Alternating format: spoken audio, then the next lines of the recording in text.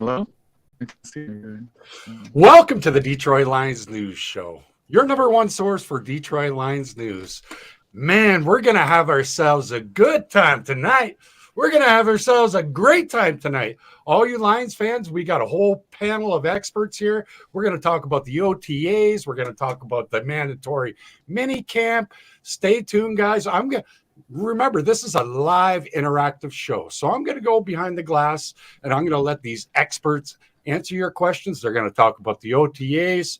They're going to talk about a whole bunch of good stuff. All right, let's start off. Who wants to go first?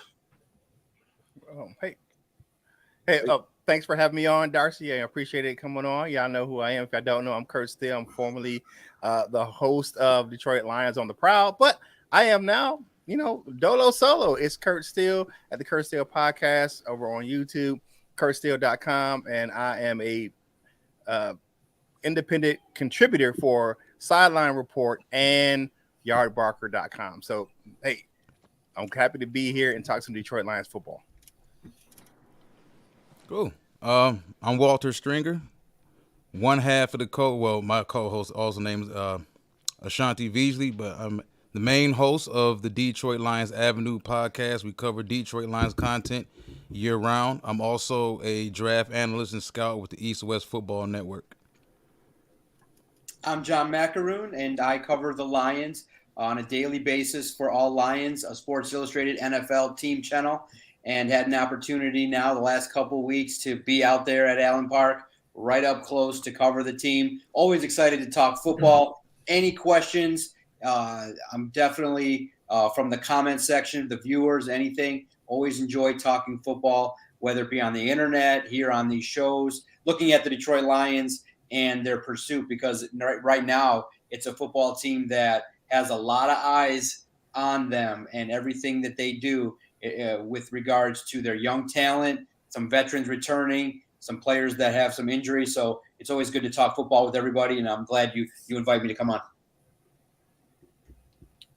I'm Mark Orum from Orums Forum. I'm a YouTuber, Detroit Lions YouTuber, podcaster. Just a huge fan of Detroit Lions. Started this thing a few years back during COVID, and something that I love. It's a big passion of mine, football, especially our Detroit Lions. And I'm just excited to be here with some of this huge panel that's here right now. I'm a little bit nervous. Let's go. My name's Hey y'all. Matter of fact, y'all get to see my face. Hey y'all. There he is. My name is Lamar Horton. Lamar Avery Horton. That's my full name, but I go by Avery Giovanni on my Spirit of Detroit podcast. I've been doing this since 2020, just like Mark Orum. I do a lot of film studies, kind of the originator of that style, and in the Detroit Lions space anyway. But I'm excited. The year is going to be tremendous. We got a tremendous load of talent on this roster as well as this panel, so I can't wait to get started with you guys. So what caught your attention, guys? OTAs. I think a lot of people are paying attention to everything going on with the team. What's been the biggest thing that's caught your attention? I'm there, definitely looking at everything going on. It's pretty clear that everybody can see the defense, which has the most question marks, has stepped up. And it's good to see. Now, some people do panic regarding what that means for the offense. But if you just stick with the defense, they have shown a little bit of a new swagger, which I'm impressed by, because I'm a guy that really tends to gravitate more towards looking at and examining the defense, and they're making plays. And it's good to see guys that have come in already and are making noise. C.J. Gardner-Johnson's the truth. He's coming in, and he's taking the bull by the horn and saying, look, this defense can do a lot of good things, and they're making plays. And Dan Campbell admitted today before practice that the passing windows are just not as clear for the offense because the defense is getting their hands up. They're anticipating. So right now, I'm impressed with the defense and what you're seeing from Cam Sutton and from C.J. Gardner-Johnson. And you mix in Kirby Joseph to this mix, who is a young stud that is going to make a lot of plays. He had an interception today on the second 11-on-11 pass from Goff.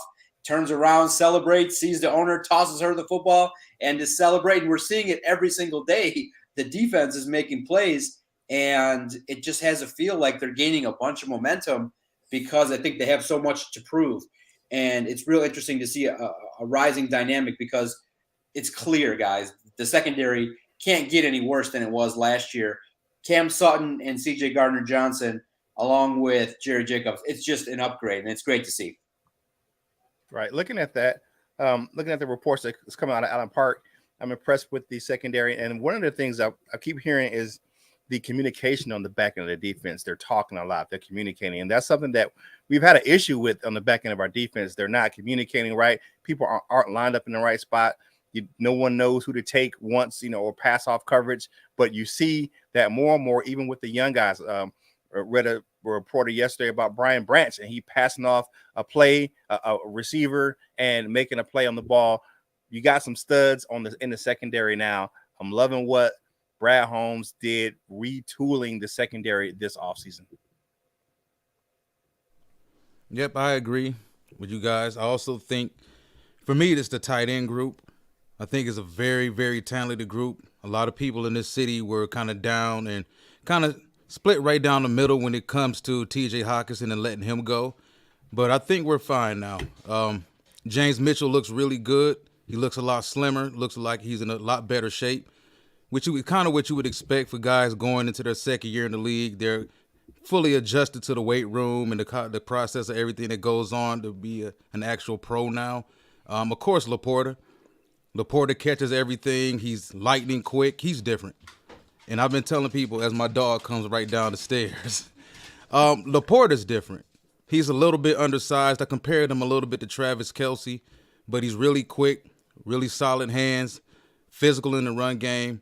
Then if you go to, I want to go back to Branch. I think Branch has a lot on his table, on his plate, depending on what they want him to do. If he's going to play that slot, because if you go back to Alabama, they used him mainly as a blitzer. He was better he was actually better in the box than he was as far as coverage. He was good in coverage. He was adequate. It's not really his calling card. But I kind of compared him to a better in coverage Jamal Adams because he's a very, very hard-hitting, solid tackler. He can blitz.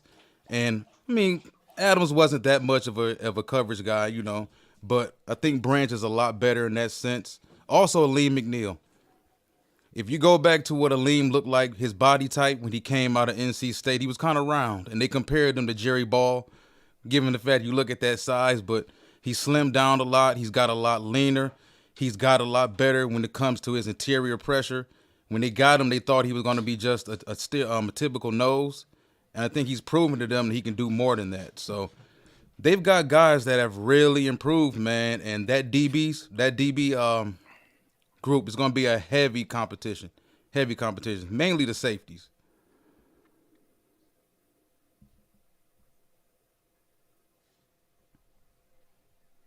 Mark. You're muted. I'm muted. Sorry, guys. Yeah, man, the secondary is what I'm really looking forward to. Like you guys have said, this secondary can't get much worse from it did last year. And to point out to see who's going to really take charge. And the early reports are, Gardner Johnson's out there dapping guys up, man, being vocal. You're seeing guys step up like Kirby Joseph every day. It's really early, but you're seeing he's getting those interceptions. So translating what he did last year from 2022 is really special for me. And I want to see how that translates into the defensive line because, vice versa, D-line makes the secondary better. Secondary makes that D-line better. So I want to see guys like Aleem McNeil, like Walter said, he's got that comparison now. He's got like a Jerry Ball thing going on, losing some weight, losing some body fat, trying to get that pass rush down. Is Aiden Hutchinson going to get better? Houston, you're seeing all these guys that, that need to step up in that second year and stepped up huge in the second half last year of 2022. So I'm really looking forward to seeing who's going to be the leaders of that defense. And the linebacker room really intrigues me too. Malcolm's a little bit banged up, I think, still. He's got that, I think it's an upper quad. I'm not really sure what his injury is. Jack Campbell's playing on the second, third team. There's I'm hearing an Anzalone just, he's just being Anzalone. He's out there. He's mentoring the young guys. He's trying to get better. And I like Anzalone. I know he gets a lot of flack in Detroit. Didn't do much when he was with the Saints. Always banged up. Came to Detroit. Got better as a football player in Detroit. Numbers got better. just got better overall production his last 2 years as a Detroit Lion. So I'm really interested to see what happens in that whole defense. And the one thing that I'm a little bit concerned about, I don't want to push the panic button. I just want to know what's going on with Goff. I know there's a lot, you keep reading that the chemistry is not there. You're seeing that doesn't have that chemistry with JMO right now. I'm seeing that JMO has got chemistry with Nate Sudfeld. So that's all well and good, but I don't want to push the panic button. It's only June 7th, right? So let's not get too crazy, but there is a little bit of concern that the chemistry isn't quite there. But like John said too earlier, it's like the secondary has gotten so much better. Those windows are smaller. So I'm just a little bit concerned about that. Not going to push the panic button just yet, though.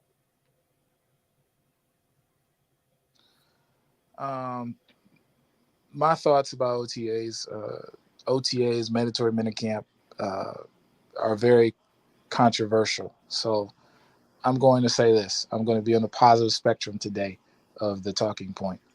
I like Laporta a lot. I like Laporta out of college. Also, I love the fact that the dining room table for the defense is made. Aaron Glenn has a lot to work with. When you look at Aaron Glenn's defense way back with New Orleans, they had a disruption in the passing attack all the time. They had takeaways all the time. And that's kind of how it was structured from the secondary up to the front. And those coverage sacks meant a lot. So for me, I'm loving the fact that this offense, the number 3 rated offense in a year ago, is having difficulty creating separation. I love the fact that we have to now utilize a tight end. We have to now try to find creative ways to get our guys open because the whole league is studying us. And I like the fact that we're getting good work, good reps against a tight-knit secondary, against a secondary that can rival perhaps, maybe not the Legion of Boom, but perhaps the Kansas City Chiefs, secondary. So I'm feeling good about that. And I'm feeling good that Jared Goff is getting good work. Like he may not have the chemistry right now, but this is his crucible, and this is preparing him for Kansas City. This is preparing him for teams like Baltimore, those upper echelon teams that we've had such a hard time beating in the past. So I'm really excited to get the work in, Yeah, absolutely, guys. It's very interesting. And the Spirit of Detroit podcast touched on it a little bit regarding this time of year. And I understand, look, we're not making grand gestures about what this team could be in June in terms of what they're doing in OTAs and mini camps and stuff like that. But the way in which I'll tell the viewers is to look at it is there is a strong interest in what's going on, because in context, you are starting to see the beginning process of how a football team starts to identify who is competitive, who is somebody that can take a bad day and then the next day come out and learn. You're getting the experience of all the rookies just getting their feet wet learning.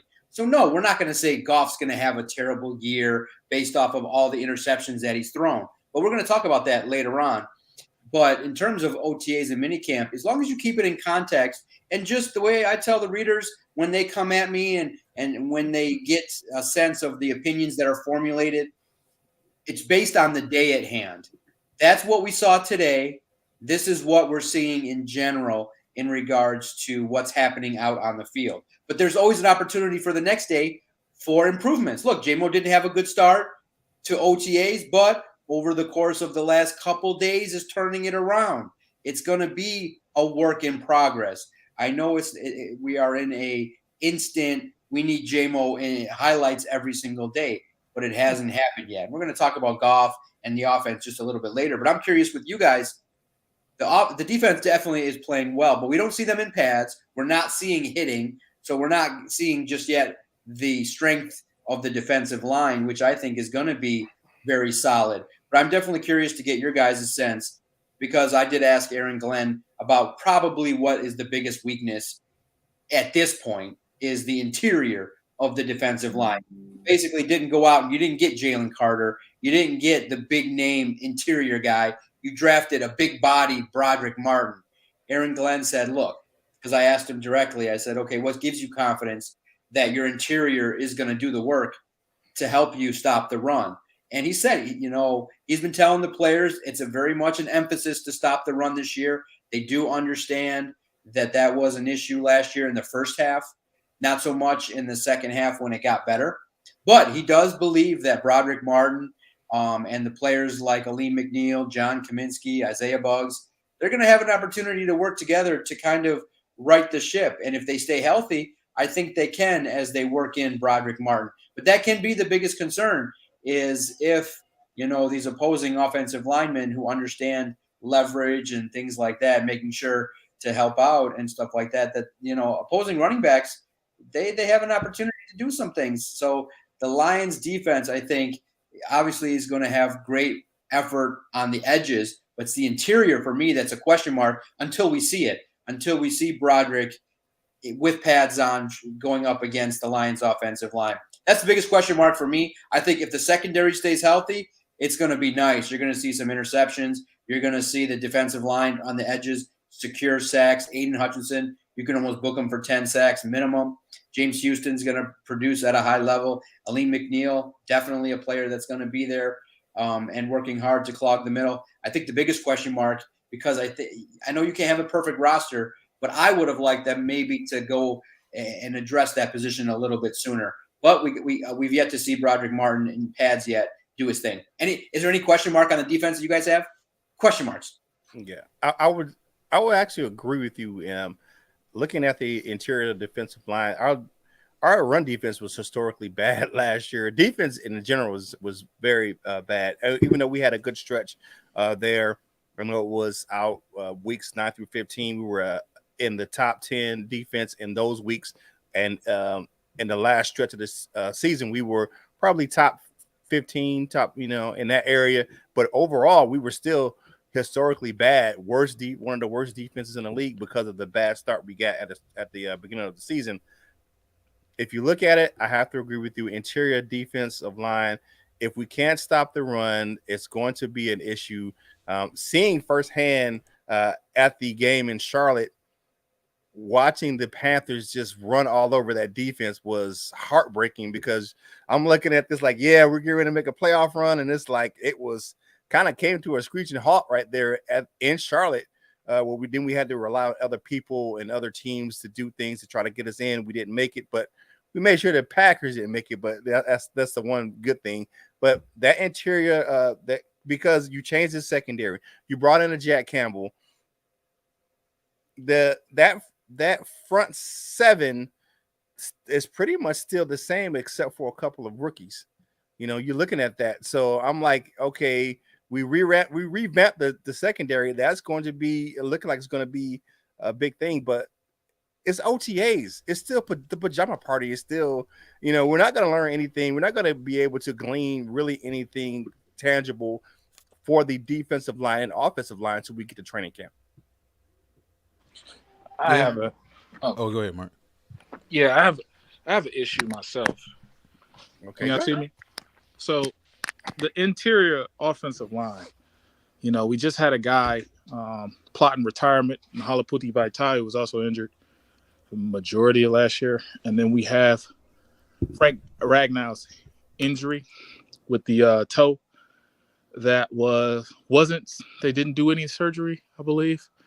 I just seen him in the news. I believe it was on your platform, and that toe is concerning. It's concerning because he's obviously going to play all the reps. He's going to get 30 to 60 plays on offense, particularly preseason, particularly during the season. So after that, I know we got a decent guard backup, but the center is scary for me. Also, we got one of our guys back. He wanted to play with us again. I see they kind of shored it up, but I don't know if he's going to be to the level of a Ragnow. So that interior line at the center and guard is really concerning, because we've had that at a high level, and that running game is really what makes this, the coffee stir. That running game is really what allows, the scarcity of the emotions that we use when we go on trips, when we go in 13 formation, we go in 12, like we can really run the ball and people understand that we run first, and people understand the grit and the effort that we have. So that's really concerning. And that's the weak point for me. The defensive line, I think that thing is going to work itself out because of Aleem's strides. And then, Pascal, as well as, Levi Onwuzurike, if the back works out. Now it's time to prove yourself. We didn't, we got Broderick Martin in the third round. Like, we're giving them an opportunity, and then the defensive line for the draft next year is pretty potent as well. So, my biggest issue is the offensive interior line. Yeah, I want to agree 100% with Spirit of Detroit because that's something that I was ragging on before the draft. Don't get me wrong. I love Jahmyr Gibbs, loved him all season. I liked him over running back from Texas. Bijan Robinson. Yeah, Bijan. Stylistically, I like Jahmyr better for us. But that offensive line is a legitimate concern. And just because that line was really good last year doesn't mean it's going to be really good this year. If you look at that right tackle, not the right tackle, but that right guard position, Glasgow was terrible in Denver. Like, let's really be honest. He was terrible in Denver. That's a big reason why they had no issue with letting him go. I don't think Graham is going to be here past this year. Vitae probably won't be here past this year. Hopefully we'll pay Jonah, hopefully. And then, the toe. You look at what Ragnow said about the toe, I can deal with the pain. He probably isn't going to practice, but who does that sound like? It sounded a lot like Calvin Johnson before he eventually left. And I think Frank will stay because the team is trending up. If this team stuck, I could see him walking away kind of early. But that toe is a concern. And if we go back to the draft, I kind of felt like Laporta was a need, but he wasn't a bigger need than interior offensive line. I kind of wanted to see them go guard at pick 34. At that spot, we had our pick of any of the best guards in the class. Not one guard that came off the board yet. And, we passed on them for another tight end. So I like the player in Laporta, but I just kind of felt like guard was a bigger need. You did take James Mitchell last year. He was coming off an ACL injury coming out of Virginia Tech. So you're going to give him every opportunity to succeed because this regime did draft him. Then if you look at the defensive side of the ball, as you guys mentioned, we were historically bad against the run. But one thing I will say, if you look at it last year, the teams that really ran the ball on us like that, they were kind of built to do it. Carolina did it because Carolina had no other choice. Carolina couldn't throw the ball at all. And if you're going to go to that 12-man personnel and you're going to crash down those receivers on the outside and you're going to kick our ass the way they did it. Seattle did it with Kenneth Walker. Who else did it? Of course, the Eagles did it too. The Eagles can kind of do it whenever they feel like doing it. Some teams, they feel like they can run for 200 yards on. Some teams, they'll throw the ball all over the field. But I kind of agree. I felt like interior D-line should have been addressed earlier in the draft with a better player. And that doesn't mean that Broderick can't turn out to be an excellent player, but the odds of that happening are kind of slim. Because if you look around the league at the top the top D tackles in the league, all of those guys were first-round picks from Jeffrey Simmons to Quentin Williams, who was the third overall pick, Chris Jones. All of those guys, the studs, they were first-round picks. Now, like I said, that doesn't mean that Broderick can't turn out to be really good because Broderick has one job. Free up everybody else. He's out there to make sure James Houston eats. He's out there to make sure Aiden eats. If the Aquaras stick around, maybe they can eat. But we still need to fix the interior of that defensive line because I made the comparison with the Philadelphia Eagles. The Philadelphia Eagles had a ton of sacks last season, ton of them. But if you look at the way that defensive front was built, and I said it before the Super Bowl, that Kansas City Chiefs offensive line was going to maul the Eagles. And they did it. So like I said, there's certain teams out there that look at you and say, okay, this team is fish food for us because they're not physically built to contend with us. So I think that there's certain teams in the league this season that we just won't be able to handle. I don't think the defense is a finished product at all. They just started really helping out Aaron Glenn for the most part.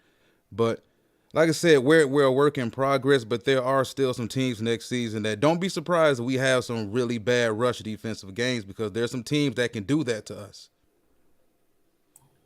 Yeah, for sure. Like those two concerns of mine is the trenches on both sides of the football, the offensive line and the defensive line.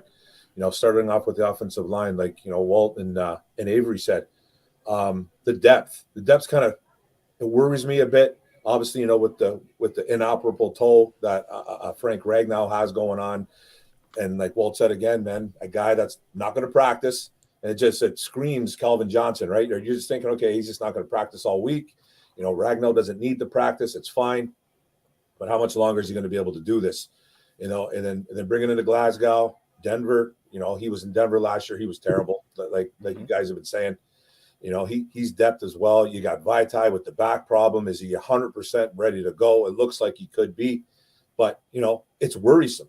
It's very worrisome. What's going to happen in the future with Jonah?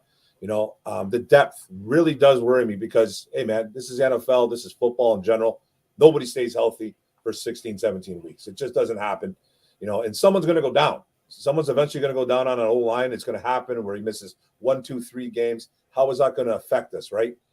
So I'm a little bit worried about the depth there, especially on that offensive line. And then the D-line, who's going to step up in this second year? We know what Hutch is going to bring. We kind of know what James Houston is. Houston's, he's more of a pass rush specialist, more of that outside linebacker, rush end. Really doesn't even have a position if you're thinking about it, because his job is, he has one job, man. Go get the quarterback, go cause some problems in the backfield. That's what James Houston does, and that's a great thing to have. But who's going to step up? We know what Bugs is. Is Aleem going to take that next step? Broderick Martin. There's rumblings out there that Broderick Martin is going to be just kind of like, he is a space eater. He's going to take on double teams, and like Walt said too, he's going to let other guys eat. He's going to take on teams. He's going to let Anzalone, Malcolm Rodriguez, Jack Campbell, and those guys, get freed up and make plays. That's what Broderick Martin's job is going to be. But is he going to be ready right away? So how much playing time is he going to get? He's a third-round pick, man. So like a lot of people are kind of saying, well, he's a work in progress. We don't really know what he is. Well, your third-round pick, you got to be ready right away. But I'm not expecting big numbers from Broderick. I'm a little bit worried about that D-line because I know what a couple guys are bringing. And it just worries me about that interior. Like, we never addressed it early. We did take Martin in the third, though, which a lot of people will say that it was a reach. But there goes Brad Holmes throwing his middle finger up in the air saying he doesn't care about your positional value or your draft board. He doesn't care. He likes his guys. He's going to bring in his guys that he likes. So I'm just a little bit concerned about the two trenches on the offense and defensive side of the football. And because injuries are going to happen, and I just hope it doesn't really happen to us. Too bad. Yeah, you guys all have exactly the right concerns at this point in time. A Facebook user did mention the Lions did draft Colby Sorsdahl.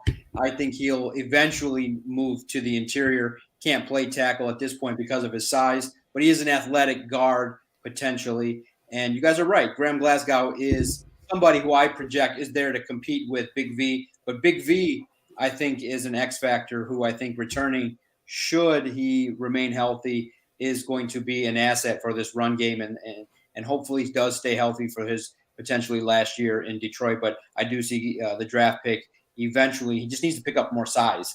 That's the biggest need for him as he develops and potentially gets his spot in a couple years or so. Yeah, valid concerns for the offensive line. We saw today, you'll read in publications in regards to areas of kind of concern from today, was the backups, the second team and third team offensive lines weren't really impressive to those of us on hand, especially when you see the drop off from the first team. The Frank Ragnow question is very valid from everybody that's brought it up. Obviously, what they're going to do is now they've seen last year kind of how to manage it, and you guys are right. He probably is not going to be out there on the practice field. Will be listed as probably questionable for a lot of games. Will be on the injury report for a lot of games, but he'll be out there and he'll perform. I think he'll perform at a high level now, having a year of kind of going through it. And it does give a lot of people a pause for concern when you read you can't have surgery to fix it. It's like he's got to play through it. But if there's a guy that you guys can count on to play through pain, if he can get out there, I mean, you guys remember he did kind of get clocked in the throat and still went out there, and I think shocked Stafford, shocked everybody that, wait, what? Ragnow had the thing with his throat and he's still out there? So the dude is going to try his absolute best to get out there. And if there's an issue, I think Glasgow will be the guy to shift over. I think Glasgow is going to lose the battle, and he'll just get his spots. But you got to remember, too, last year, guys, Skipper got some time. Evan Brown got some time in the mix, and the offense still was a highlight. And when we look now in transitioning to the offense, here's the biggest key, I think, in terms of how do you improve your defense. Keep the whole unit on the sideline. I think when you go look back, if you get a chance to go back and watch the season again, you saw a lot of drives that the Lions had that were over 5 minutes. And it really allowed that football team to control a lot of games. Yeah, the teams that have the mobile quarterbacks are always going to give you a concern. It's just a problem because those athletic quarterbacks are going to be able to find the lanes and find avenues to burst. And it's so tough for defenders to exactly know when to try to hit the quarterback, because as soon as he makes the move to slide, if you touch him, you're going to cost your team. So I can't wait to see the Lions against running quarterbacks like a Justin Fields to see the adjustment. They made it in the second game last year, but I want to see now, does Justin Fields make the adjustment based on what the Lions are doing? But I look at this offense, and Ben Johnson in his talks really said a lot of interesting things in regards to kind of the philosophy of what the Lions are going to try to do. They're really going to try to perfect what they didn't do well last year. And that's going to be in regards to, hey, if there was a play that Ben Johnson designed in the flat that he thought was going to get 13 yards, well, maybe because DeAndre Swift didn't take the proper lane or make the proper move, then the Lions only got 7. So I think what Ben Johnson's saying is we want to clean up our mistakes. And really now in year 2, with the new weapons that we have, we're going to have an opportunity with Jahmyr Gibbs to control the clock, have him out as a receiving option. We have David Montgomery, who can be the power back and get the tough yards. And now you really have the framework of an offense that can be better than last year. And I think the best defense can be a great offense. And you're going to look to see, I think, with Jahmyr Gibbs, those runs that maybe Jamal Williams would go for 6 yards, he's going to go for 10, 11. And similarly with Amon-Ra St. Brown and the tight ends, I think this offense has the potential to do a lot of good things. Yeah, it's early, and Goff is struggling a little bit, and we'll talk about that. But I think the starting point, when you look at this offense, I think the framework is there with Ben Johnson and a lot of the new pieces for this offense to be a lot better than last year. Yeah, looking at that reports coming out of Allen Park, oh, Jared Goff's having this terrible OTAs. I'm looking at it, I'm like, you do know that the defense is better. And on top of that, you have new pieces on the offensive side of the ball. We read, some report today that, hey, he was clicking with the guys that he's comfortable with, St. Brown and Khalif Raymond, Josh Reynolds. Those guys he's tight with. Brock Wright, he's good with those guys. But the new pieces, he's going to have to get the chemistry with. And seeing what him and JMO was doing on the, if they messed up a rep, they would go to the side and work on it, making sure they're getting that chemistry down. I think that the issue, and I had to quote my guy over there at Pride of Detroit, Eric Slitt said, I think it's the athletics, the athletic prowess or the athleticism of JMO and his speed that's throwing the anticipation of Jared Goff off, because he can pick out the guys, but it's kind of hard to see when JMO is going to throttle it up or throttle it down, because he's so fast that he can't anticipate that the throws with him. So he's going to have to just get used to that. So they just kind of have to develop that chemistry, and going to have to put some of that a little bit on JMO, because he's going to have to realize this is his arm. My quarterback, he throws the ball this way. I'm going to have to adjust my routes, throttle down when I have to make sure I secure the catch. But I heard he's out there catching the balls down the seam. They say he was one of the best players on offense today. Like you said, John, he's going to have his up days and down days. It's still OTAs, but you're gonna have some bumps and bruises. He didn't have a lot of time with Jared Goff last season as well. Missing most of the year with the ACL injury. So it's just gonna be. It's like Jamo's a new piece, just like the other guys in this offense. So I'm not overly concerned about the chemistry because I think it's still OTAs. They're gonna work through it and he'll be fine. Jared Goff will be fine throughout the season. So I'm not really worried about that stuff. But I like the new pieces. I like what you're saying about Jahmyr Gibbs. People are comparing him to Alvin Kamara. I like and I have to agree with you, Walt. I looked at Alabama's tape last year, watching those guys play. I'm like, this kid is electric. Every time I saw one catch the ball or one run the ball, watching Alabama, he's popped off the tape, and I liked his style. And you look at that, and I absolutely knew once we drafted him, oh yeah, Swift was out the building. He was out the door. It was without question. Because you got a younger, faster version of Swift. If Swift stay healthy, he could be a version of Jahmyr Gibbs, but he's not as dynamic as Gibbs is. But I do, and that's not bad about Swift. But I just think he's a younger, faster version of Swift. I do want to throw out there to the panel too, and to add kind of a reason, the dynamic why there's a little bit of panic with Goff and Williams. I believe if Jameson Williams was not suspended for the first 6 games where he can't practice with the team, then people's panic level wouldn't be so intense. There wouldn't be this angst that, well, we got to see J-Mo doing some things, because this is a big season for the Lions and you want Jameson Williams to be ready. Unfortunately, that redshirt year kind of set things back. But once you got that, what better stage to debut on than your first catch to be a massive touchdown? And then it kind of dissipates. So people got that first taste of like, wait a minute, Goff's throwing it to Williams, but he's not connecting. Now you have this work that they supposedly did out west. What did it produce? Now you have him out there in OTAs, and it's just the mix is not right. And like you guys said, it's going to take time. It's not an instant thing. And I think I will throw out there, I think a different kind of quarterback maybe would have developed chemistry faster with Jameson Williams. But Jared Goff, I think, will get there with Jameson Williams. It's just not going to be at the pace that people want, especially when they're nervous knowing that he's going to go away for 6 weeks. I do believe it's going to click, but it may not be until the 3rd or 4th preseason game. Yeah, I'm thinking that I think Jamo can start practicing after week 4, right? He's not able to be back on the field until week 7, but he can start practicing after week 4. So he gets 2 weeks to come in and reacclimate with his teammates. So I think that will help as well. But it's just going to be a learning curve, a learning process. And I will say this: Jared Goff's very particular. And if he doesn't trust you and your timing's not right, he's not going to throw you the ball. That's just who he is. Yeah. He's not going to do it. He's not. That's not what he's going to do. Yeah, I'm not sure if he can. Like, I think there's obvious differences between Jared Goff and Matthew Stafford. Mm-hmm. Like, if you put Stafford in that situation, I think he develops chemistry with Jameson pretty quickly. He also has the gun to really get him the ball downfield. If you look at Tua in Miami with Tyreek Hill and Jalen Waddle, he's a guy that's always consistently leaving touchdowns on the field because he's always underthrowing those guys with that speed. If you look at the receiver position for us, period, on the perimeter, I'm kind of worried.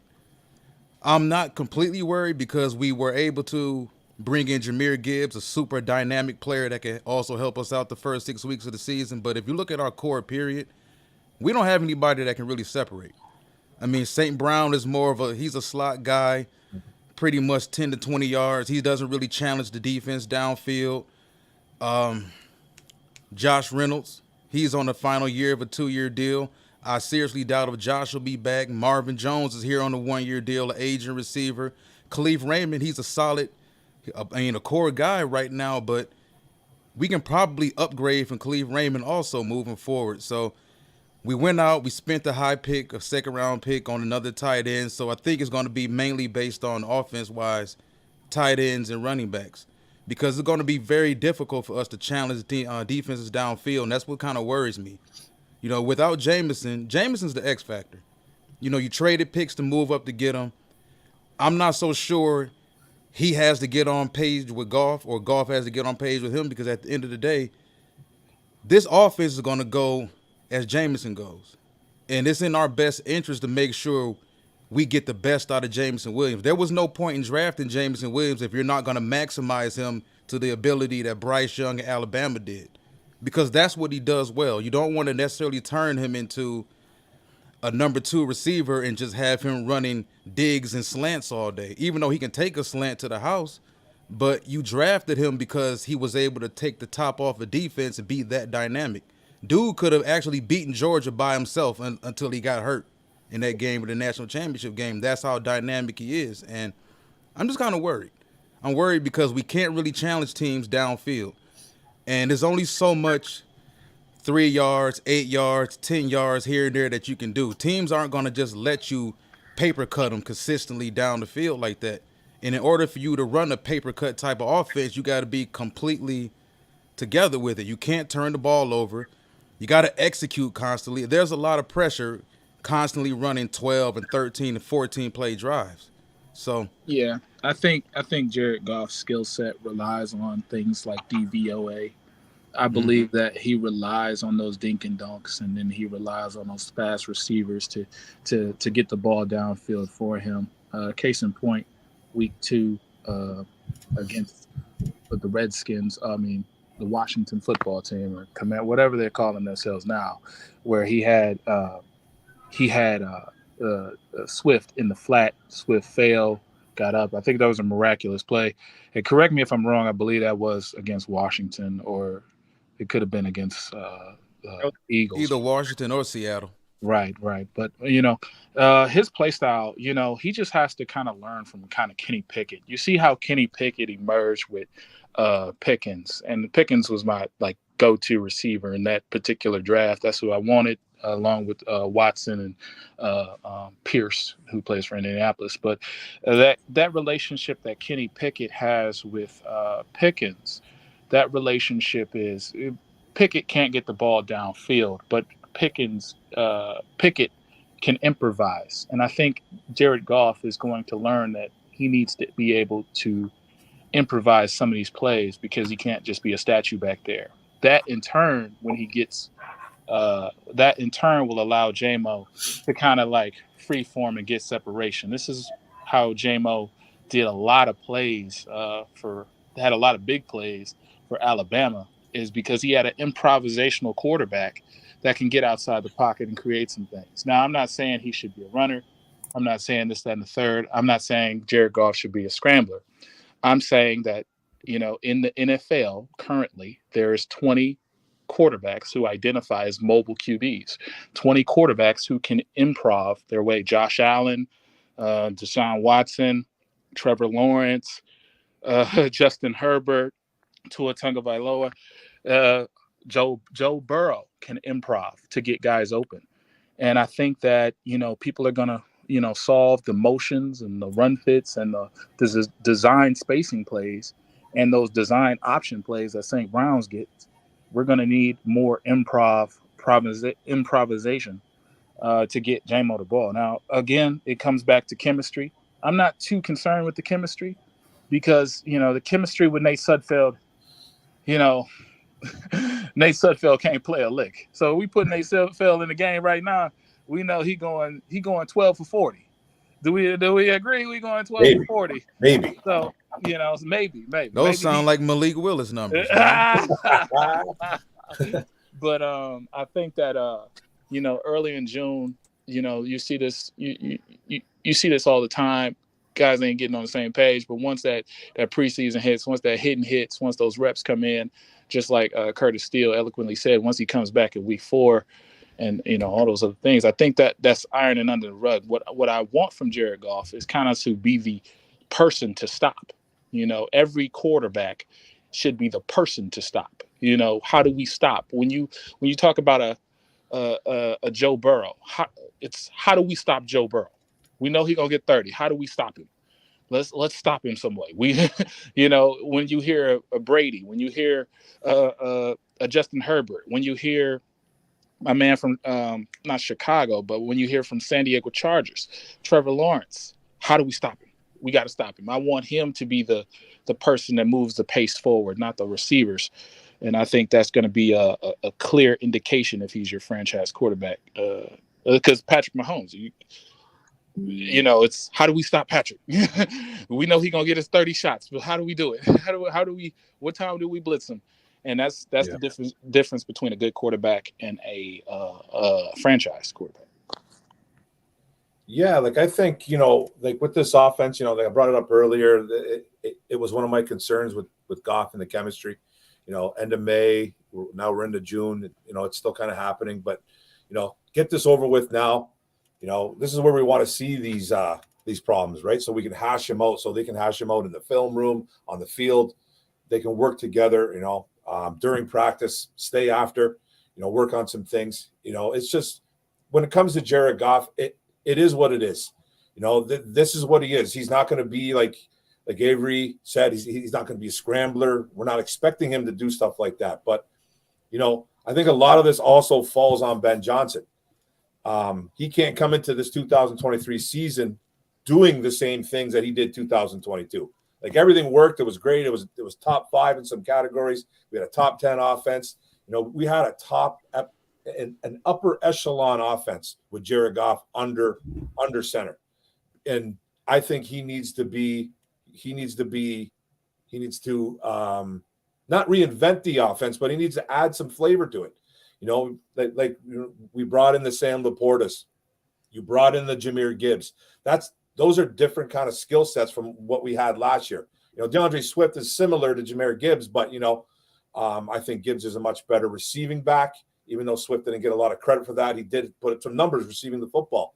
So, you know, it's just, you know, availability was Swift's problem. So we brought in some things, and like Walt said too, man, I think this is going to be a lot of, you're going to see a lot of tight end, a lot of tight end play. Like last year, it happened at the end of the year. We started seeing that Goff was hitting his tight ends. Broke a record. We broke a record for most touchdowns by a franchise for the tight ends, 12 or 13, whatever that number was. So I think adding another receiving tight end like a Sam Laporta, you know, it just kind of makes that more buffer. Yeah, it's just right there. You just know what they're bringing. Like you just know what Ben Johnson wants to do.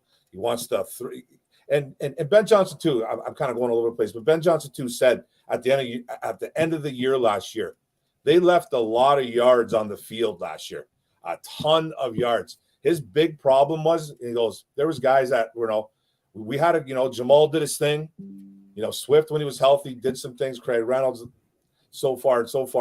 But we missed a lot of bigger opportunities running the football. We didn't have enough broken tackles. So I think that's why bringing a guy in like a Jahmyr Gibbs, bringing a guy in like David Montgomery, who led the league last year in missed tackles. You know, everyone talks about David Montgomery and his receiving skills, which are really good, but that guy is shifty for a 220+ pound back. You know, he's hard to tackle in space. Even Aiden Hutchinson coming out last year saying that guy was one of the hardest guys I've ever had to tackle it like ever in life. So like, you know, and now I'm glad he's on my team. So this offense is what it is. You know, we need JMO to be that guy eventually. And I think that's going to happen. We're finally going to get, you know, a full OTA mini camp, training camp with him. And it's his first one. Let's be honest with it. He was sitting on the sidelines last year, just getting those mental reps. Now it's physical. Now he needs to do both. So I'm expecting a lot of the same things as last year, but I think they brought in some different flavor to this offense. And Ben Johnson being very creative as he is, he's not just going to come in and just have the same playbook and just do the same plays. We know Ben Johnson's a very smart man. So, you know, he's going to bring some new flavors to this offense, and I'm excited for it. Can I add something? I know this is probably, you know, off the cuff. I'm so sorry. But, you know, I'm not asking Jared Goff to can y'all hear me? I'm so sorry. Again. Yeah.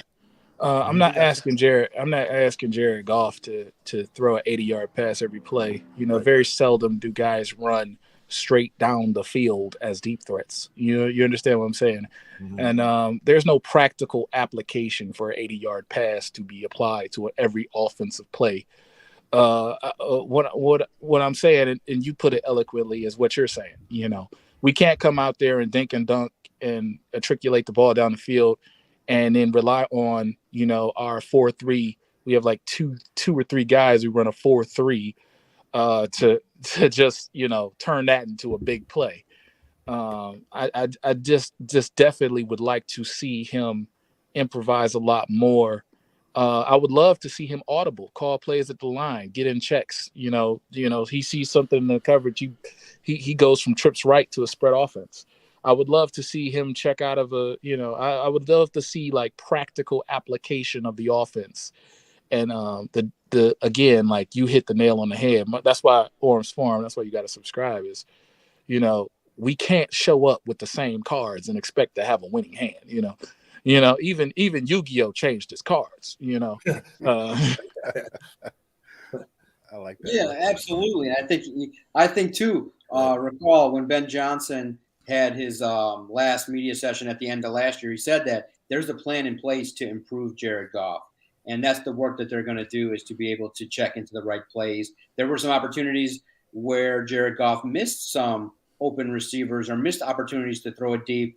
Hopefully with the healthy offensive line, he has that opportunity. And that's going to be part of his growth, is that's what they want to see, is can Jared Goff, take in year 2 what Ben Johnson wants and apply it. You're going to see that. You're going to see, I think Marvin Jones will have an opportunity to maybe go downfield a little bit and have an opportunity. And remember too, Amon-Ra wants a little bit of the deep ball action. So off of play action, look for that as well. Amon-Ra getting into the fun of the mix here. So I think the concerns are warranted. That's why the blessing of having mini camps and OTAs is we get the first opportunity to see how the connections are, how Goff is throwing, and what can be worked on in the 6 weeks now there's going to be a 6-week break, and then they'll reconvene for training camp, where we'll get an opportunity to see all this kind of thing with pads on, and we'll get to see what has been learned and what kind of connections have been established over the course of the OTA. So we'll see. I think it's very much so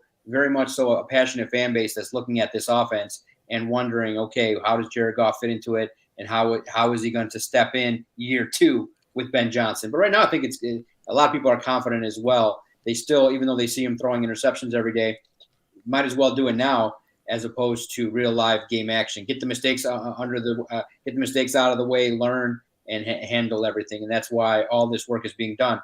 I do want to get a question in. One of my last subjects I'm available for is this question. I think it's a good one. And today on ESPN, the great Stephen A. Smith chimed in and got in on the Detroit Lions hype, saying that he believes, and this is the time of year where we get the predictions and we get the rankings and all that kind of stuff. He weighed in and he said that he feels the biggest threat to the Eagles is the Lions. And a Facebook user got in the question, and I'll throw it to the panel. Do you think the Lions are the biggest threat to the Eagles and their run in the NFC? I think the Lions are in the conversation. I don't think the Lions are the biggest threat yet because of the question marks on defense. Still a very young roster, and still the question marks at depth. I think they're in the mix. They're in the top 5 in the power rankings. To me, when you look at who's been knocking at the door and if they can just stabilize one position, I think the biggest threat to the Eagles is the 49ers. If Christian McCaffrey stays healthy and they get decent quarterback play, I think that Kyle Shanahan is just a mastermind at everything that he's doing. And I just am so impressed that he keeps bringing his team close. Now, it is, maybe starting to kind of get to that point where the window's closing and the question marks will start to raise and his seat will get hotter if he doesn't take that team further.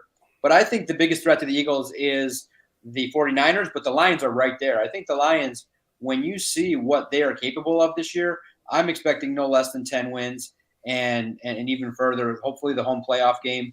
And I think that the Lions, when you look at what they could do to the Eagles in another matchup, I think it would be toe-to-toe and still be a great game. And having more explosive weapons, you want J-Mo in the mix again. If it's Lions and Eagles in the playoffs, you want J-Mo in the mix.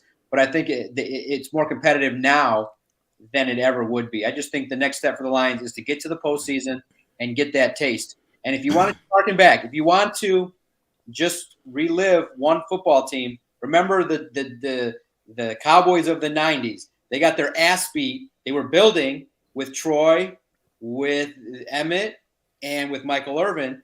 They come into 1991, they get to the postseason, and they get their ass beat by the Lions. And you saw you saw the comparison that John Madden said and said, hey, the Lions and the Cowboys are going to be the team of the 90s. Well, the Cowboys went on. So even if the Lions get to the postseason and get their ass kicked, I still think that this is a building football team that has a bright future. But right now, I think it's 49ers' biggest threat to the Eagles. Well. Stephen A. Smith likes the Lions. The Lions have been Stephen A. Smith's punching bag for decades. But I will give him this. Thank you for the support. I will agree that the Lions are up there, but they're not quite it. It has to be the 49ers. If they can get that same play or improve quarterback play from Brock Purdy or Trey Lance, they will be the favorite with that run game and that defense, man. And you have those weapons with Ayuk and of course Deebo Samuel.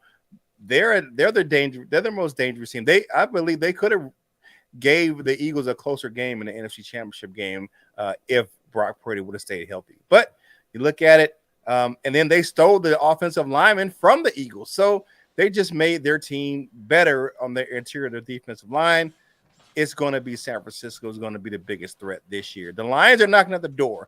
Not quite yet. I love my Lions, and I agree with you. I think you looking at 10 wins plus and a shot at the division. But as far as winning the NFC, I don't think we're quite there just yet. Yeah, I agree. I think a lot of people don't believe Dallas is. I still think Dallas, if you look at Dallas from top to bottom, to me, I think that defense is going to be elite for Dallas this year.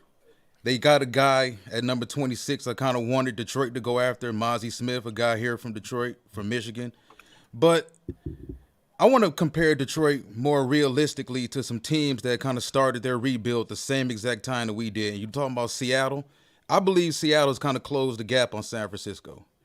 Because San Francisco, there's only so much treading average quarterback after average quarterback out there and escaping by the skin of your teeth that you can do. I wouldn't be surprised if Frisco took a step back because that Seattle team is talented. Like, that's a very talented roster. They have a veteran quarterback just like we have a veteran quarterback. Their head coach is more experienced than our head coach. He's actually won more. You look at the Atlanta Falcons, they started their rebuild around the same time that we did. And all three of these teams have the same question mark. Quarterback. And in my opinion, any one of those three teams could actually jump up. You look at the Falcons playing in a terrible division. At least we think the division is going to be terrible. Bryce Young just showed up for Carolina. And on paper, Carolina may turn out to be the best team in that division. I wouldn't be shocked about it at all. Now, Frisco, you talking about trotting out Sam Darnold. If Darnold doesn't work out in Frisco, now you're looking at a situation where who do you turn to? Purdy won't be ready for a while. Trey Lance, they couldn't give him the job. That's the whole thing. They wanted to give him the job and things just haven't really worked out. So I would honestly say Dallas is that team right now that probably provides Philadelphia the biggest competition. It just goes to show that the NFC is not as strong as it should be. And in years past, the Giants used to be a bookend. We used to have three NFC East teams in the past that were just like, shooing. One of those teams was going to go to the Super Bowl or at least have the first seed. The Saints as well. The NFC South was good. We're in a precipice where everybody's kind of rebuilding except us. We just kind of got to cash our ticket on our rebuild, and we just got to cash our ticket. So I do compare us to answer the question. I do compare us to the Browns of 2021. I think that we're knocking on the door, winning that playoff berth. And if you revisit that Browns team, they had the offensive line, they had the structure, they just had to get talent. They had to get Mayfield, Higgins. They had to get some type of core there. Did that under John Dorsey, and we most relevantly can win that playoff game. I think everybody here has that expectation. As far as the seeding goes, the Eagles, without a doubt, I was one of the first to say it. And Jalen Hurts, I thought he was a good quarterback. I thought he was on knocking on the door of elite. There was certain things he had to do to become elite, and certain things he had to like participate. And people still don't believe in him. You know, people still think, you know, he's just a roaming quarterback who has a talented roster behind him. I think Stephen A's point is the NFC is wide open. That the Lions is so wide open that, you know, when you go to Detroit, you know it's going to be a track meet. You know, we're the Kansas City Chiefs of the East at this point. And I'm just glad Stephen A got on the I guess he got on script, if you will. He got on ESPN told him, hey, look, ESPN said, well, let's get on script, man. Sports Illustrated put some money in his pocket, said, let's get on script. But you know, I would say that we can beat Dallas, we can beat, you know, Atlanta, whoever gets in the playoffs from that division.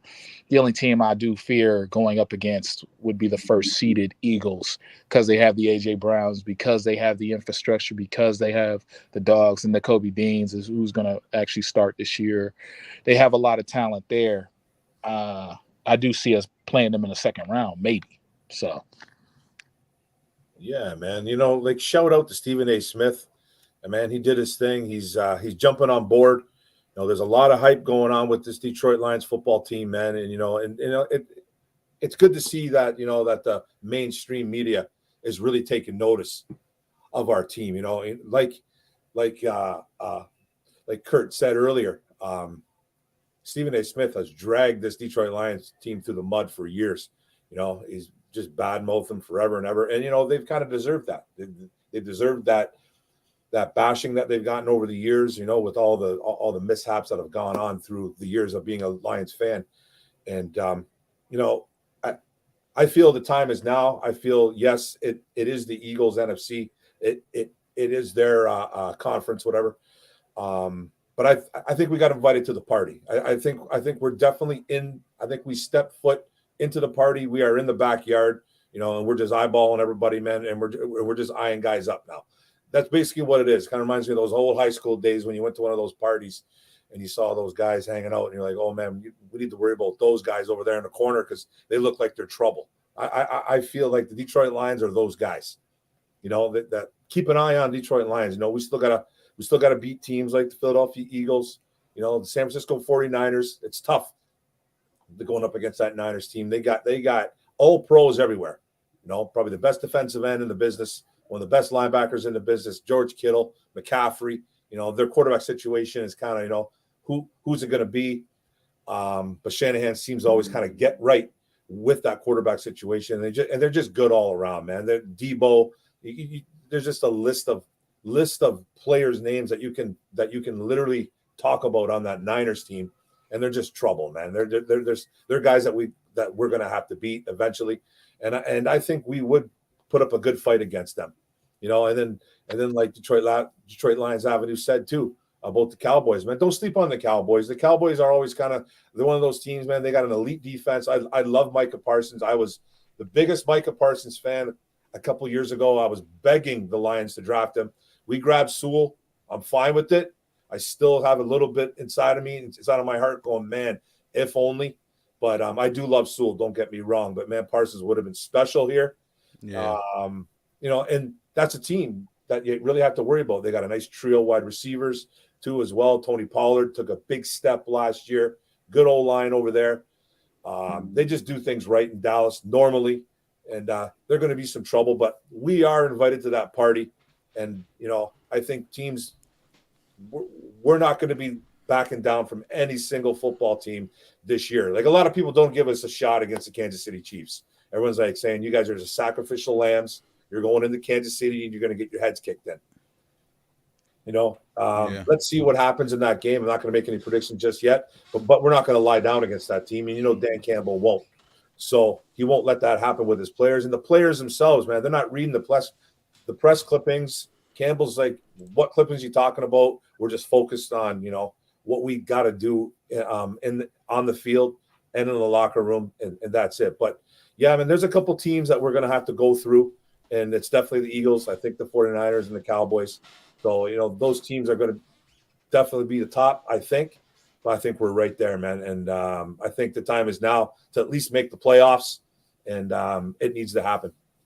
Yeah, like Jonathan Haidt says, the window starts now for the Detroit Lions, and the window's starting to open, and I think it's up to the Lions to go through it. But for this program, the window is steadily closing. It was a great hour talking about the Detroit Lions concerns at OTAs, minicamp, Jared Goff, offense, defense. So it's a great opportunity, great content providers. It's shown here that, a lot of support for the Detroit Lions, from Mark Orum to Curtis Steele to the various podcasts that are available. I think it's unbelievable. The Spirit of Detroit podcast, Detroit Lions Avenue. There are so many great content providers out there, and you get such a wide variety of information from those that love film review, the draft, insider analysis, so much good content out there. I think it's just that's why covering the Lions right now at All Lions for Sports Illustrated has been great, because you get this interest of and the blessing of doing podcasts now for a decade is you get to see all the people that are passionate about the Lions and doing really great work. And you guys have highlighted that by doing your homework, doing your research, staying in touch, reading up on everything. And it's great to see. Keep it up. I think that it's always great that those that are passionate about the Lions get their voice out there. And it's an opportunity now to finally cover a football team that has the potential to win, not only this year, but for a couple years to come. And it's always fun to see where this can go. And like I said, this is just the beginning. This is just the beginning of the Lions window. And if this is where it's the starting point, good times are ahead. And that means good times for all of us covering the Detroit Lions. Thanks, guys. I appreciate it. Best. Let's go. Lions on 3. 1, 2, 3. Lions.